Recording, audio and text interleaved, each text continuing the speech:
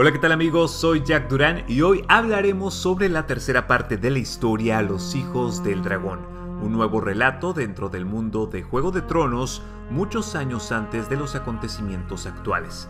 En el video pasado nos quedamos a la mitad del reinado de Maegor el Cruel, justo cuando este y su madre se dirigían a Antigua con sus dragones para acabar con toda la fe militante de una vez por todas. Y los dragones llegaron. Vhagar primero cuando el sol se alzaba y luego Valerion justo antes del mediodía. Pero encontraron las puertas de la ciudad abiertas, los puestos de batalla sin vigilancia y los estandartes de la casa Targaryen, Tyrell y Hightower ondeando en la cima de las murallas de la ciudad. La reina viuda, Visenya, fue la primera en saber las noticias. En algún momento crucial de la noche, el Alto Septón había muerto. Su muerte repentina sorprendió a los habitantes y desmayó a sus seguidores. Las causas aún se debaten al día de hoy. Algunos dicen que el Alto Septón se suicidó, ya sea por miedo a enfrentar la ira de Maegor, o bien por un noble sacrificio para que sus compatriotas no fueran quemados. Sin embargo, hay una versión que indica que fue asesinado. Algunos vieron a Ser Morgan Hightower salir de la habitación privada del Septón. Otros apuntan a Lady Patrice Hightower, la mucama y tía de Lord Martin, quien se decía era una bruja de reputación. Las culpas iban y venían, que si fue asesinado, que si lo envenenaron, o que si Visenya había acabado con su vida a puerta cerrada, etc. El caso es que Lord Martin, como cabeza de la casa Hightower, actuó rápido al enterarse de la noticia y despachó a su guardia para que desarmaran a los hijos del guerrero y arrestaran a su propio hermano. Esto antes de declararse a favor de los Targaryen. Los más devotos fueron sacados de sus camas y a punta de lanza obligados a escoger a un nuevo Septón. La mayoría eligió a un hombre llamado el Septón Pater, un viejo de 90 años, ciego y famoso por ser amable. El nuevo Septón casi colapsa ante el peso de la corona de cristal que se le puso en la cabeza, pero cuando Maegor apareció ante él, frente al septo estrellado, no le quedó de otra que bendecir al rey con aceites santos mientras decía una oración incompleta que había olvidado. Visenya había regresado pronto a Rocadragón con Vhagar, pero el rey Maegor se quedó en Antigua por casi medio año, presidiendo la corte y los juicios. A las cautivas espadas de los hijos del guerrero se les dio a elegir unirse a la Guardia de la Noche en el Muro o bien morir como mártires por su fe. 3/4 partes de los prisioneros vistieron el negro. Los restantes fueron ejecutados. Solo un hombre obtuvo el perdón real entre todos, Ser Morgan Hightower. El nuevo Septón oficialmente disolvió la Orden de los Hijos del Guerrero y los clérigos humildes. Aquellos que permanecieron desafiantes serían cazados por órdenes del rey, dándoles una recompensa de un dragón de oro a las personas que le llevaran sus cabezas. En aquel entonces, Maegor se reconcilió con su esposa, la reina Cerys. Su gracia aceptó a su vez a las otras esposas del rey, comprometiéndose a tratarlo con respeto y honor para no volver a hablar sobre él. Un gran festín se llevó a cabo en la ciudad para celebrar estos actos. Los rebeldes incluso añadieron una segunda consumación de matrimonio o encamamiento para que los hombres supieran que la unión de amor era verdadera.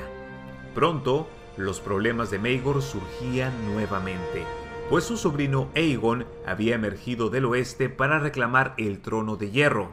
Montado en su dragón Azogue, el más grande de los hijos de Aenys denunció que su tío era un tirano y usurpador y marchó a través de las tierras de los ríos con una armada de 15,000 hombres provenientes de diversas casas.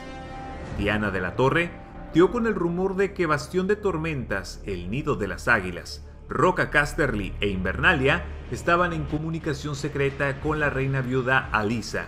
Aegon necesitaba una victoria para consagrarse. Maegor se lo negó. Desde Harrenhal llegó la fuerza de Lord Harroway, de Aguas Dulces Lord Tully, y Ser Davos Darkling había juntado 5,000 espadas en desembarco del rey para arrasar con los rebeldes. Otras casas se unieron a la defensa del rey.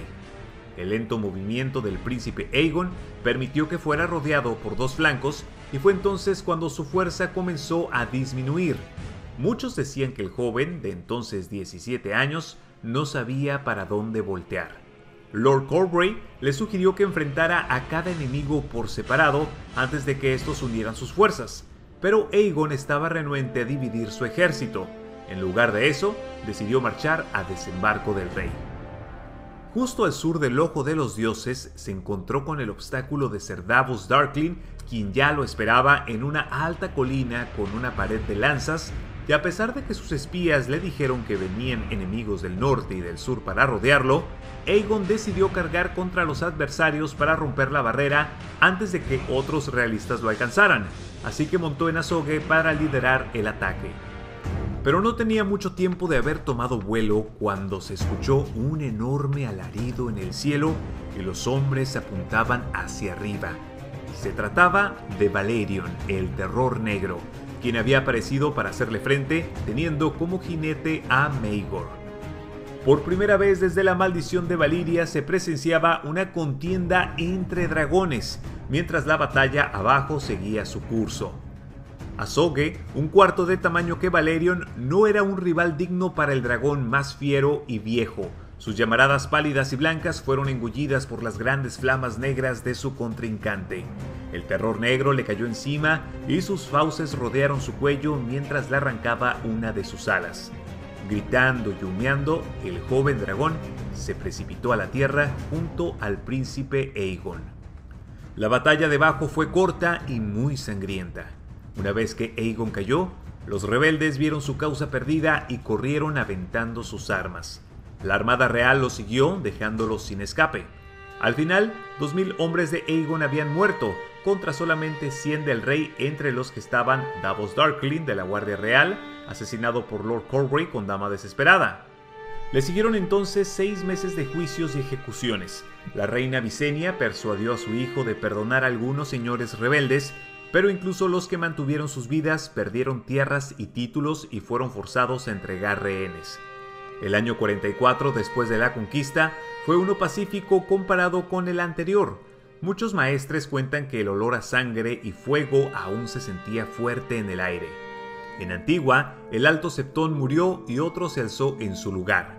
A pesar de que no vociferó ningún insulto contra el rey y sus reinas, la enemistad entre la realeza y la fe permaneció.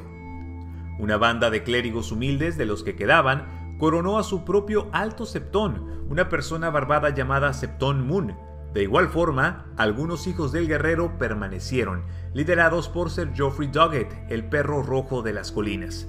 Aún así, no tenían la fuerza suficiente para enfrentarse al rey en campo abierto, así que se desquitaron con los simpatizantes a la corona. La primera víctima fue Morgan Hightower, quien fue masacrado en su camino a Sotomiel. El siguiente fue el viejo señor Merryweather, seguido por su hijo y heredero Lord Rowan, padre de Davos. En Rocadragón, Visenya había envejecido delgada y demacrada, con la carne pegada hasta los huesos.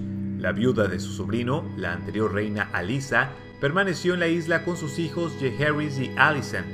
Maegor prácticamente los había hecho prisioneros. De hecho, el que ahora era el hijo sobreviviente más grande de Aenys, es decir, Viserys, había sido convocado a la corte de Maegor como escudero del rey, pero vigilado por alguien de la Guardia Real por si se le ocurría traicionarlo. Por un momento, en el año 44, parecía que el rey tendría el hijo que tanto deseaba desesperadamente. La reina Alice anunció que estaba encinta y la corte se alegró. El gran maestre Desmond la confinó a una habitación para dejarla en los cuidados de 2 septas, una partera, sus hermanas Jane y Hannah, así como de sus otras esposas. Sin embargo, durante la tercera luna de su confinamiento, Lady Alice despertó en un charco de sangre y perdió al bebé. Cuando el rey Maegor fue a ver el producto del aborto, se horrorizó al encontrar que el niño había sido un monstruo con 2 extremidades torcidas y una gran cabeza sin ojos. «¡Este no puede ser mi hijo!», gritó enfurecido, e inmediatamente después ordenó la ejecución de la partera y las septas que habían estado a cargo del cuidado de la reina. Y no solo eso, pues le quitó la vida también al gran maestre Desmond. Se dice que Maegor se sentó en el trono de hierro con la cabeza de este último en sus manos, mientras la reina Tiana le venía a decir que aquel hijo no era de su semilla y que la reina Alice Harroway, temiendo lo peor, esperando un destino similar al de Cerys Hightower que había sido apartada, estaba tan desesperada por darle un hijo al rey que recurrió a su padre para que le enviara a hombres a su habitación durante noches y la dejaran encinta. Maegor se rehusó a creerlo y le dijo a Tiana que era una bruja celosa y estéril, aventándole la cabeza del maestre. Ella replicó: «Las arañas no mienten», y le dijo al rey una lista de nombres. Se dice que eran 20 hombres en total de todo tipo, entre caballeros, sirvientes, hombres viejos, jóvenes y músicos. Todos ellos tenían en común que habían sido padres de niños saludables. Bajo tortura, 2 confesaron. Uno era padre de 12 y aún tenía el oro que le había pagado Lord Harroway por sus servicios. Estos interrogatorios fueron llevados a cabo de forma discreta para que ni la reina Alice y su padre sospecharan de las intenciones del rey. Alice fue sacada de su cama mientras veía cómo mataban a sus hermanas que intentaban protegerla. Su padre fue aventado del techo de una torre para partirse en pedazos en las piedras de hasta abajo. Todos los hijos de Lord Harroway, hermanos y sobrinos, fueron tomados prisioneros y arrojados al foso de las Picas, donde muchos de ellos tardaron horas en morir. Los 20 hombres de la lista se les unieron y luego otra docena más, culpados por los primeros. La peor muerte de todas fue la de la propia reina Alice, pero de su deceso no se habla, ya que algunas cosas están mejor sepultadas y olvidadas. Es suficiente decir que su tormento duró gran parte de la noche y Maegor estaba ahí para presenciarlo todo, siendo testigo de su agonía. Después de su muerte, el cuerpo de la reina fue cortado en 7 pedazos y las piezas fueron montadas en picas sobre las 7 puertas de la ciudad, donde se les dejó para que se pudrieran. El rey Maegor partió de desembarco del rey con una comitiva fuerte de guerreros y hombres hacia Harrenhal, el asentamiento de la casa Harroway, para garantizar la destrucción completa de la estirpe de su fallecida esposa, llevándose no solo a toda la familia, incluidas mujeres y niños, sino hasta los sirvientes. Luego marchó hacia el pueblo de Lord Harroway en el Tridente y ahí hizo lo mismo. Cuando Maegor finalmente había regresado a la capital, le informaron que su madre, la reina Visenya, había muerto. En la confusión tras su deceso, y mientras Maegor estaba ocupado en su venganza, la reina viuda Alyssa Velaryon había escapado de Rocadragón con sus hijos, llevándose consigo la espada ancestral Hermana Oscura. Acto seguido, Maegor ordenó que encarcelaran a su sobrino Viserys para interrogarlo respecto al paradero de su madre. «Quizás no lo sepa», dijo Arwen Bush, un caballero de la Guardia Real. «Entonces déjalo morir. Quizás la perra regrese para su funeral», fue lo que respondió Maegor. El príncipe Viserys no sabía a dónde había ido su madre y ni siquiera las artes oscuras de Tiana de Pentos ayudaron con la información. Fueron 9 días de cuestionamientos hasta que murió. Su cuerpo fue dejado al aire libre en los patios del castillo. «Deja que su madre venga y reclame el cadáver». Pero la reina Alyssa jamás apareció, así que Maegor quemó los restos de su sobrino, el cual tenía 16 años y había sido tan amado por el pueblo llano y los señores por igual, quienes lloraron su partida. En el año 45, la construcción de la Fortaleza Roja había llegado a su fin. El rey Maegor celebró la culminación del proyecto con un festín para los constructores y hombres que habían laborado en el castillo, mandándoles carromatos de vino fuerte y carnes dulces, así como mujeres de los burdeles. Este festejo duró 3 días. Poco después, los caballeros del rey pasaron a todos los trabajadores por la espada para prevenir que revelaran los secretos de la fortaleza. No mucho tiempo después de completar el castillo, la reina Cerys fue atacada por una repentina enfermedad y murió. Posteriormente, Maegor mandó construir el Pozo Dragón en la colina de Rhaenys, un establo de dragones para que ahí vivieran Balerion y Vhagar. Sin embargo, batalló para encontrar constructores dados los antecedentes. Muchos huyeron de la ciudad, así que el rey tuvo que usar prisioneros de los calabozos como fuerza de trabajo con la supervisión de constructores traídos de Myr y Volantis. Más tarde, en el año 45, Maegor tomó el campo para continuar su guerra contra los remanentes de la fe militante. Su líder, la mujer conocida como Foxy Jane, continuó eludiendo al rey, hasta que fue traicionada por 3 de sus propios seguidores, quienes recibieron perdones reales y señoríos como recompensa. Los 3 septones que viajaban con su alteza declararon a Foxy Pain como una bruja, y Maegor ordenó que la quemaran viva en el campo junto al río. Cuando el día de su ejecución llegó, 300 de sus seguidores, los clérigos humildes, salieron de los bosques para rescatarla. El rey había anticipado esto, así que sus hombres estaban listos para atacar. Los salvadores fueron rodeados y asesinados. La crueldad del rey había llegado ya a sus límites, y en todas partes del reino se comenzaron a rebelar. Líderes como el Septón Moon, el perro rojo Joffrey Doggett, Dennis el Cojo, así como el furioso Silas, siguieron con su cruzada de oposición. Incluso los caballeros mandados para apresarlos se desvanecieron. En el 46, después de la conquista, Maegor volvió a la Fortaleza Roja con 2000 cráneos fruto de su año de campaña. Eran cabezas de los clérigos humildes e hijos del guerrero, los cuales yacían bajo el trono de hierro. Cuando el nuevo año dio inicio, Maegor se encontraba aún sin hijos. Ni siquiera tenía bastardos que legitimar. Tampoco parecía que Tiana fuera a darle los hijos que deseaba, por lo que su Alteza no volvió a visitar su cama. Era momento de tomar una nueva esposa, fue lo que los consejeros le dijeron, pero no se ponían de acuerdo en quién debía ser. Hubo muchas pretendientes, hijas de señores importantes, viudas y familiares de sus allegados, hasta que le sugirieron al rey mandar a traer a la princesa Rhaena, es decir, su sobrina, para tomarla como esposa.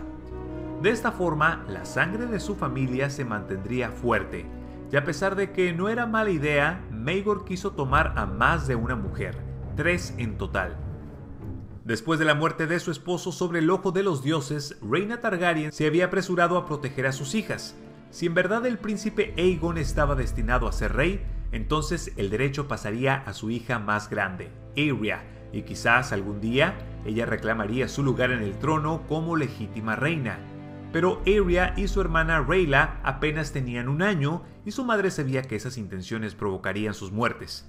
En cambio, decidió pintarse el cabello y les cambió los nombres, mandándolas lejos y confiándoselas a poderosos aliados que no revelarían su identidad. Incluso ella no sabía el paradero de sus pequeñas, así que no podía revelar dónde estaban aunque le interrogasen con tortura. Sin embargo, no hubo escape para Rhaena, pues un dragón era difícil de ocultar.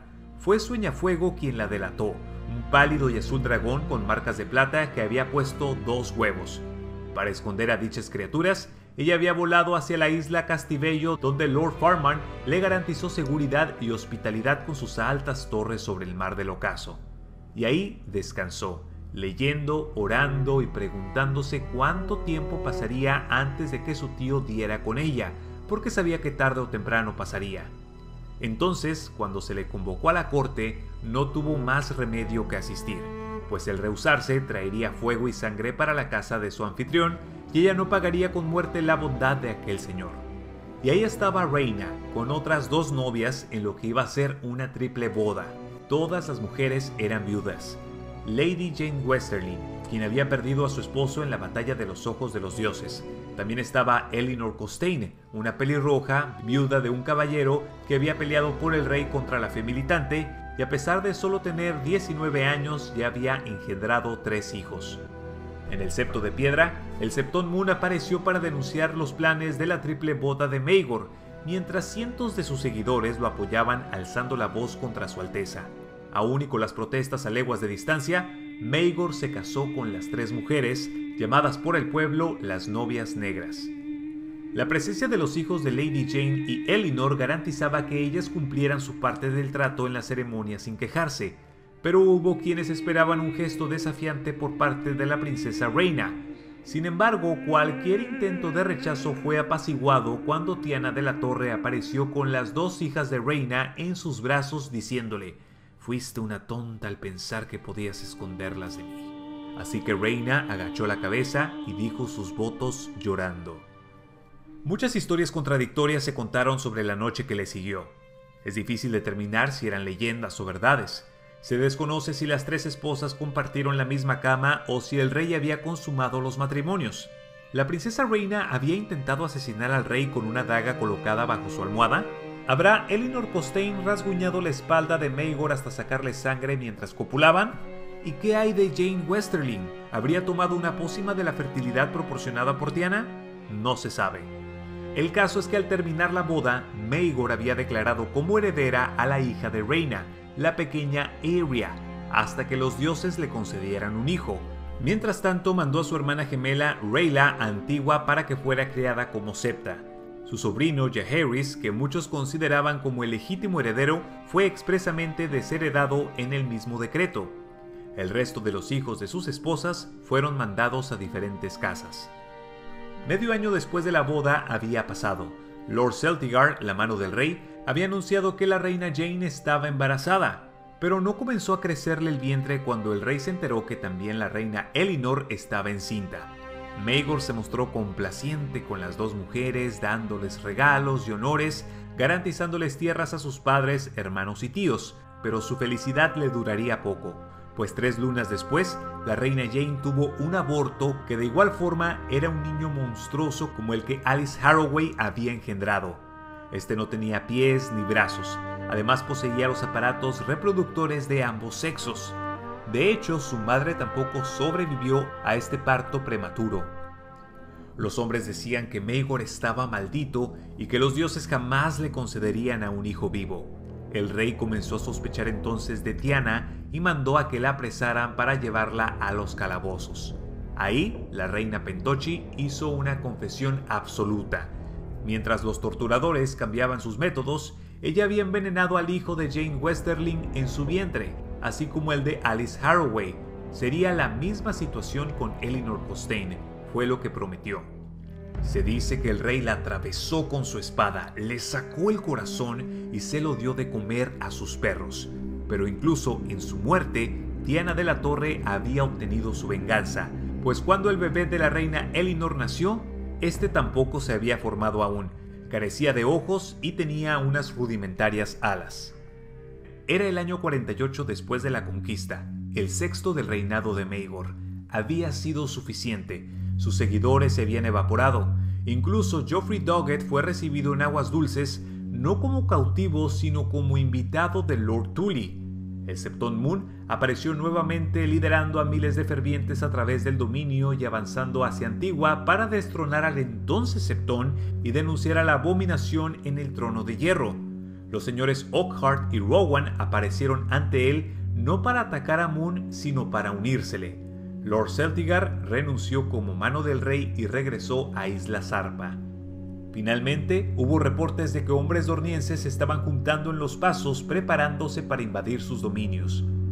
La peor estocada vino de Bastión de Tormentas. Ahí, en las costas de la Bahía de los Naufragios, Lord Rogar Baratheon proclamó al joven Jaehaerys Targaryen como verdadero y legítimo rey de los Ándalos, Rhoynar y los primeros hombres. Alysa, la madre del príncipe, en compañía de su hermana Alysanne, se pararon a su lado mientras Jaehaerys desenvainaba Hermana Oscura y juraba terminar con el gobierno de su usurpador tío. Una centena de señores y abanderados, así como los guerreros de las Tierras de la Tormenta, vitorearon su proclamación. Maegor tenía solo un dragón. Lord Rogar le dijo a los presentes: «Nuestro príncipe tiene 2, y pronto 3». Cuando estas palabras llegaron a la Fortaleza Roja, Rhaena Targaryen montó a Sueñafuego para unirse a la causa, abandonando a su tío con el que había sido forzada a casarse. Ahí tomó a su hija Aeria y a la espada Fuego Oscuro, robada de la propia habitación del rey mientras éste dormía. La respuesta de Maegor fue lenta y confusa. Ordenó al Gran Maestre que mandara cuervos para convocar a todos los señores leales y abanderados a las puertas de desembarco del rey. Sin embargo, se dio cuenta que Bennifer había tomado un barco hacia Pentos. Al darse cuenta de la ausencia de la princesa Aeria, mandó un jinete hacia Antigua para exigir la cabeza de su hermana gemela Rhaella. Esto para castigar a su madre por tal traición. Pero Lord Hightower encarceló al mensajero. 2 de los guardias reales se desvanecieron una noche para ir en apoyo de Jaehaerys, y Ser Owen Bosch fue encontrado muerto en las afueras de un burdel con su miembro clavado en su boca. Lord Velaryon de Marcaderiva estaba entre los primeros en haberse declarado a favor de Jaehaerys. Como los Velaryon eran los admirantes tradicionales del reino, Maegor se despertó ese día dándose cuenta que había perdido su flota real completa. Los Tyrell de Alto Jardín le siguieron, con todo el poder del dominio. Los Hightower de Antigua, los Redwynes del Rejo, los Lannister de Roca Casterly, los Arryn del Nido de las Águilas, y los Roys de piedra de las runas. Uno por uno se volvieron contra el rey. En la capital, un conjunto de pequeños señores menores se reunieron bajo el mandato de Maegor. Sin embargo, apenas eran 4000 hombres, y solo uno de 10 eran caballeros. Ellos se juntaron una noche en la Fortaleza Roja para discutir el plan de batalla. Cuando vieron cuán pocos eran y que ninguna casa poderosa se les uniría, muchos perdieron los ánimos, y Lord Highford fue tan lejos como para sugerirle a su majestad que abdicara y tomara el negro. El rey lo decapitó ahí mismo y continuó con el consejo de guerra mientras la cabeza de aquel señor yacía en una lanza detrás del trono.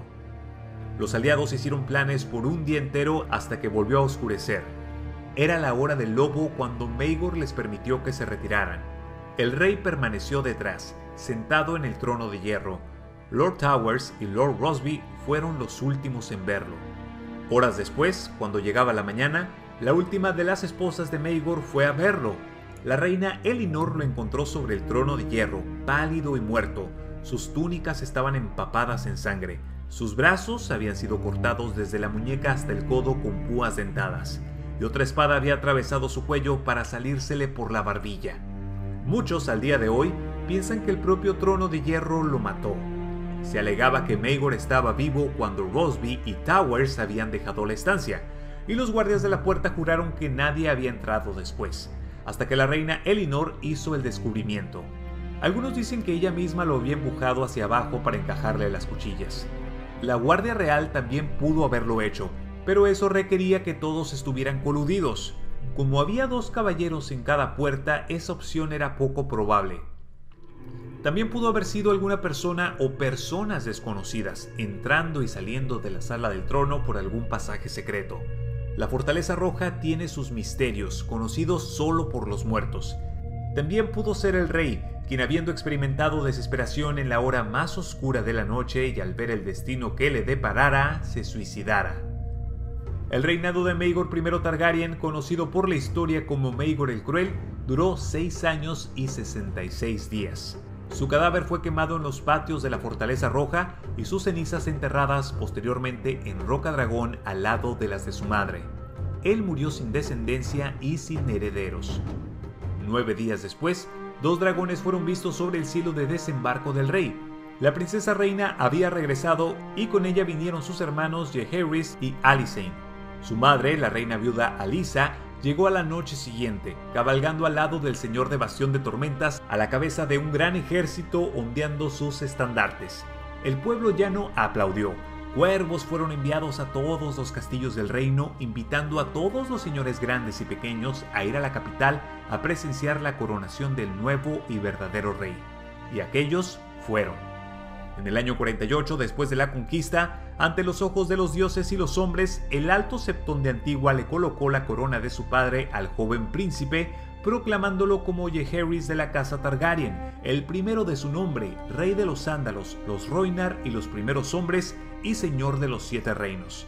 Su madre Alysa fungiría como regente hasta que éste cumpliera la mayoría de edad, mientras que Lord Robert Baratheon fue nombrado protector del reino y mano del rey.